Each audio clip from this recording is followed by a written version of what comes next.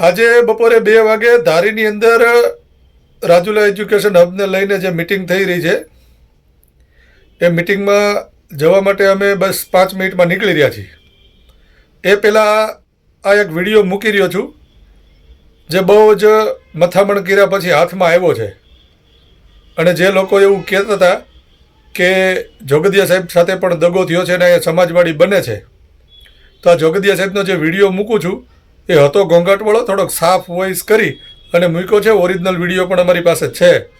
તો એમાં સમાજ પોતે એના કાનેથી સાંભળે કે જોગદિયા સાહેબે એના મુખેથી શું વાત કરી છે ને એજ્યુકેશન હબ બને છે કે સમાજવાડી બને છે, અફવા ફેલાય છે કે શું છે, એ વ્યવસ્થિત રીતે સાંભળો એટલે તમને પણ ખબર પડે કે હકીકતમાં ત્યાં શું બની રહ્યું છે અને જોગદિયા સાહેબનો ઉપયોગ કોણે કરી અને કોણ અત્યારે હલકાયું કરી રહ્યું છે. તો નિરાતે આખો વિડીયો જોગદિયા સાહેબ બોલે છે એ સાંભળજો. એમાં એ કહે જ છે કે સમાજવાડી છે કે એજ્યુકેશન હબ છે.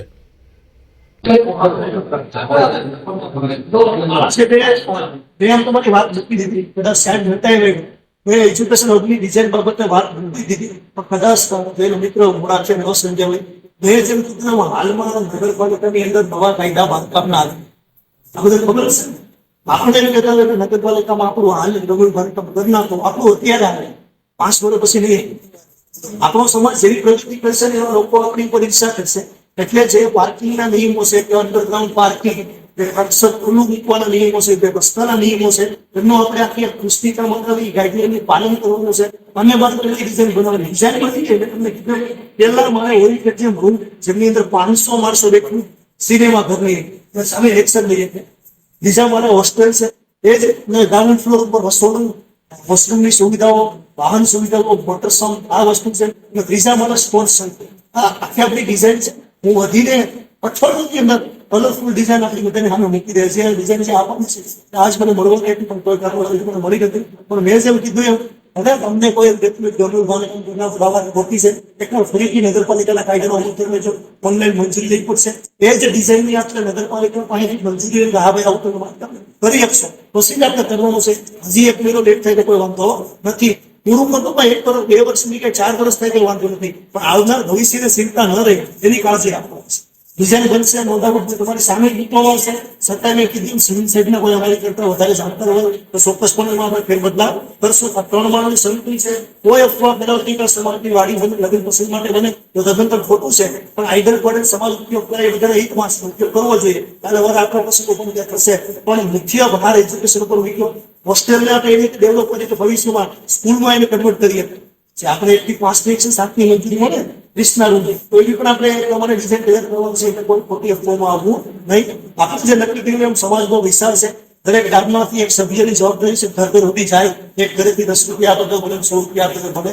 ક્યાંક ને ક્યાંક જે માણસો કદાચ આપણે કોઈ આક્ષેપ નથી કરતા એમને એમ લાગ્યું કે મારો ઈગો હર્ટ થયો, મને કરેલું હતું મારે મત કરવું તો એની મરજી. સમાજનું કામ છે, કોઈને બળજબરી કરી શકાય નહીં. આપણે નહીં કીધું જવાબદારી બેઠી ગઈ છે, પણ એ યોગ્ય દિશામાં જાય સ્વીપ આપે છે. એટલે આપણે મારા સાહેબની વેદના સમજીએ છીએ. સમાજમાં ધીરો થઈ ગયો પણ આપણે બધાએ થોડીક હજી પણ ધીરજ રાખવાની છે. બાંધકામ ખૂબ સારું બનશે અને બહુ સારું બનશે. વિકાસ સમિતિ જો હજી દોષટનો એક શબ્દ દોરાવું કે હું એક મનસ્ફૂર્તિ પર એવું બોલ્યો હતો કે હું એકલો ટ્રસ્ટી બનીશ, મારી સાથે તમામ તાલુકાના વ્યક્તિ ટ્રસ્ટી બનશે. એટલે મારું નામ લેખી હોય તો આપણે ઉતાવળ થવાનું નથી. હજી બીજા 3 જણા હોય તો તમે 8 જણા થઈ જાય. જયારે તમામ તાલુકામાંથી ટ્રસ્ટી નથી ત્યારે હું ટ્રસ્ટી સાથે સામેલ થાય છે. અમારી વાત મને સમાધાન છે. કારણ કે હું જે બોલું છું એ રેકોર્ડ છે. મને ખબર છે કે સમાજની સંપત્તિ બને છે અને સમાજના દરેક વ્યક્તિને લેવાનું છે. ટ્રસ્ટી બની તો મહાન થઈ જવાનું નથી. 5 વર્ષે આપણે વધુ બદલવું જોઈએ. ટ્રસ્ટનો નિયમ છે, ઠીક છે. અત્યારે સુધી આવ્યું પણ હવેના 5 વર્ષે ફરજિયાત નો રિપીટ થિયરી લાગુ કરવી જોઈએ, જેથી કરીને દરેકને મોકો મળે. બરાબર છે ને? એટલે અત્યારે 3 ટ્રસ્ટી જે હતા, એક મારું નામ નવસેકર નવગીરી પણ 2 જણા હતા, પણ હું એમ કહું મારી કરતા હજી કોકને લઈ ગયું. કારણ કે આપણે સમાધાન બોલ્યા એકલો ટ્રસ્ટી નહીં બધાને ભેગા એ વાત પ્રમાણે કાર્ય કહેવાની ઈચ્છા છે. વિકાસ સમિતિ એક વસ્તુનો રસ્તો નીકળે. લેડી સેનેટરી કમિશનર સાહેબની માર્ગદર્શન હેઠળ કે તમારી જે વિકાસ સમિતિ છે એ ટ્રસ્ટીઝ ગણાય. હાલ સુધી તમે એને એમાં નિમણૂક આપી દો જ્યાં સુધી પ્રશ્ન પૂરો નથી થતો. અને વધારે ટ્રસ્ટી જો આપણે બંધારણ મુજબ જે 8 ટ્રસ્ટીઝ રાખવાના હોય તો આપણે બંધારણમાં ફેરફાર કરવા માટે વડી કચેરી ભાવનગર ખાતે છે અને 21 ટ્રસ્ટીની મંજૂરી આવે તો એમાં વધારે સમય બગડે. તો એક વિકાસ સમિતિના સોગંદનામા કરીને ઓથોરિટી ટ્રસ્ટી એને 52 ટ્રસ્ટી જેટલો છે. આ એક વસ્તુ નીકળે તો હું માનું છું કે આવું ધ્યાન રાખીને નહીં બાકી નહીં. 1 વર્ષમાં તો ટ્રસ્ટીનો પૂરો થઈ જશે. આવું બધાને યોગ્ય લાગતું નથી. આપણે એક સજેશન આપ્યું જેથી કરીને બધાની જવાબદારી આમાં ગણાય.